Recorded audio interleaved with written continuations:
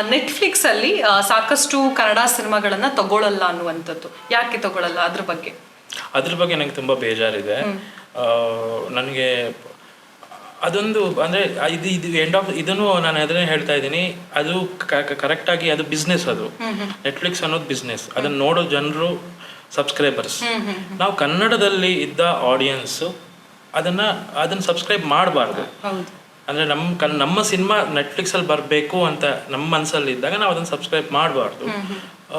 ಇವಾಗ ಬಂತು, ರೀಸೆಂಟ್ಲಿ ಒಂದು ಸಿನಿಮಾ ಬಂತು, ತುಂಬ ಖುಷಿ ಇದೆ. ಇವಾಗ ಓಪನ್ ಆಗಿದೆಯಂತೆ, ತುಂಬ ಕನ್ನಡ ಸಿನಿಮಾಗಳು ರಿಲೀಸ್ ಆಗೋ ಥರ ಇದೆಯಂತೆ, ತುಂಬ ಖುಷಿ ಇದೆ ನನಗೆ. ಯಾವತ್ತೂ ಅಷ್ಟೇ, ಅಂದರೆ ನೆಟ್ಫ್ಲಿಕ್ಸಲ್ಲಿ ಇರೋ ಕ್ವಾಲಿಟಿ ಬೇರೆ ಪ್ಲ್ಯಾಟ್ಫಾರ್ಮಲ್ಲಿ ಇಲ್ಲ ಅಂತ ಹೇಳ್ತಾ ಇಲ್ಲ, ಬಟ್ ನೆಟ್ಫ್ಲಿಕ್ಸ್ ಸ್ಟ್ಯಾಂಡರ್ಡ್ ಅಂತ ಏನು ಇದೆ, ಸೊ ಅದರಲ್ಲಿ ಬರ್ತಾ ಇಲ್ವಲ್ಲ ಕನ್ನಡ ಸಿನಿಮಾ ಅಂತ ನನಗೂ ತುಂಬ ಬೇಜಾರಿತ್ತು.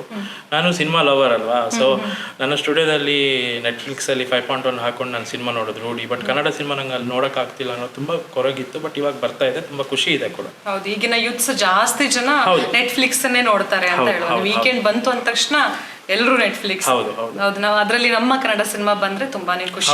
ಹೌದು.